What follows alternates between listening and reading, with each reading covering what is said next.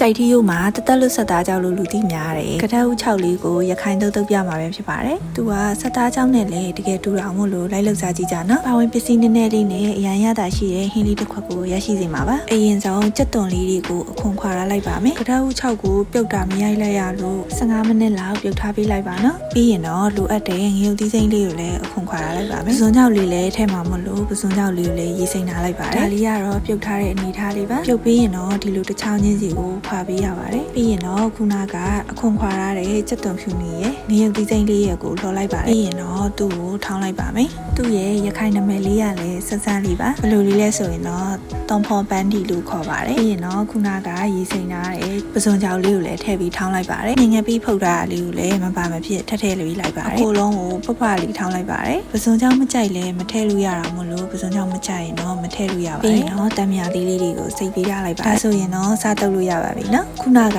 ထောင်းထားတဲ့အစာပလာလေးတွေထည့်လိုက်ပါတယ်စက်သွန်နီပပလေးတွေလည်းထည့်လိုက်ပါတယ်ချင်းကတော့စားသစုံရဲ့စက်သားမုတ်နှစ်စုံရဲ့ထည့်ပေးလိုက်ပါတယ်ချင်းချင်းလေးကြိုက်တာမို့လို့တံမြာလေးကိုတော့3လုံးလောက်ထည့်ပေးလိုက်ပါတယ်သူရဲ့ရတာလေးကအစိမ်းလုံးကလို့ချွတ်ချွဲကြီးမှုတ်တာကြောင့်အစိမ်းထက်အချောက်ကိုပိုကြိုက်ပါတယ်ဒါဆိုရင်တော့အရန်ရတာရှိတဲ့ချင်းငံဆက်ကထက်ဦး6တုပ်လေးရောက်သွားပါပြီရှုအားပေးကြလို့ကျေးဇူးတင်ပါတယ်